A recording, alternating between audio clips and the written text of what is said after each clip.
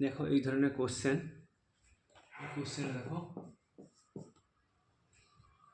একটি বিদ্যালয়ে মোট ছাত্রের 3/5 অংশ হলো ছেলে এবং বাকিরা হলো মেয়ে। যদি মেয়েদের 2/9 অংশ এবং ছেলেদের মধ্যে 1/4 অংশ অনুপস্থিত থাকে, তবে উপস্থিত ছাত্রের অংশ কত? মানে টোটাল ছাত্রের মধ্যে কত ছাত্র উপস্থিত আছে তার অংশটা বলেছি। দেখো এই ধরনের কোশ্চেনে অনেকে কী হয়, এক্স ধরে করতে যায়। ধরনের শুধু এই কোশ্চেন একটা করানো হলো, কিন্তু এই ধরনের অনেক কোশ্চেন আছে যেগুলো একটা কোশ্চেনের মধ্যে অনেক ফ্র্যাকশানের কথা বলা থাকে। এখানে দেখো 3/5 বলেছে, 2/9 বলেছে, 1/4 বলেছে, এইভাবে আরও 2-3টে থাকতে পারে। এর এত অংশ, এর এত অংশ, তার এত অংশ, এরকম করে থাকতে পারে। তো এই ধরনের কোশ্চেন করার সবথেকে সহজ উপায় হচ্ছে এক্স ধরে করলে অনেক বড় লেন্দি ক্যালকুলেশন হয়ে যায়।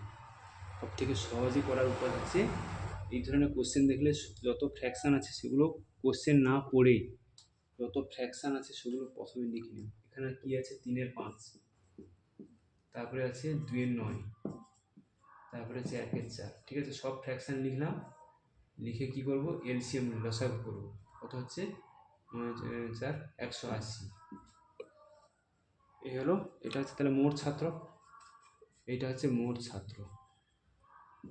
180 হচ্ছে টোটাল ছাত্র, ছেলে মেয়ে করে টোটাল ছাত্র হচ্ছে ক্লাসে। এইবার আমি কোশ্চেনে কি বলেছে পড়ব। ঠিক আছে, মোট ছাত্রের 3/5 অংশ হলো মেয়ে, তাহলে গার্ল কত? 3/5। তাহলে কত হচ্ছে? 3/5 কত হচ্ছে? 180। 3/5 হচ্ছে 108। বাকি হচ্ছে, এবং বাকিরা হচ্ছে ছেলে, তাহলে বয় কত? 72। 180 থেকে 108 গেলে 72। আচ্ছা, যদি বলেছে মেয়েদের 2/9 অংশ, মেয়েদের 2/9 অংশ, 9 একে 9, 9 দুনে 18, 24, এবং উপস্থিত ছেলেদের 1/4 অংশ, 1/4 হচ্ছে 18। অনুপস্থিত আছে বলেছি, অনুপস্থিত 24 আর 18, 42। উপস্থিত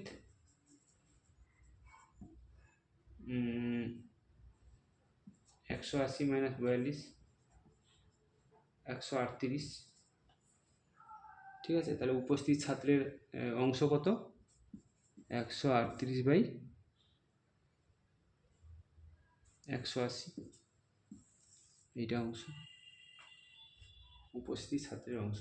এটা একটা কোশ্চেন করালাম তোমাদের। এই ধরনের যত কোশ্চেন আসবে, বা অন্য কোনো ভেঙে একটা সম্পত্তির এত অংশ বড় ছেলেকে, এত অংশ মেজ ছেলেকে, বড় ছেলেকে যত দিলাম তার 2/5 অংশ তার ছেলেকে, এইভাবে যা কিছু আসে না কেন প্রথমে ফ্র্যাকশানটাকে লিখে নেবে, তারপরে টোটালটা বার করবে, তারপরে এইভাবে যা যা বলেছে, যেরকম ইনস্ট্রাকশান বলেছে সেভাবে ক্যালকুলেশন করবে, খুব সহজে হয়ে যাবে। এটা করালাম, কিন্তু এটা করতে 1 মিনিট 1.5 মিনিট লাগবে। ঠিক আছে, এই ধরনের কোশ্চেন তোমরা এইভাবে অ্যাটেন্ড করবে।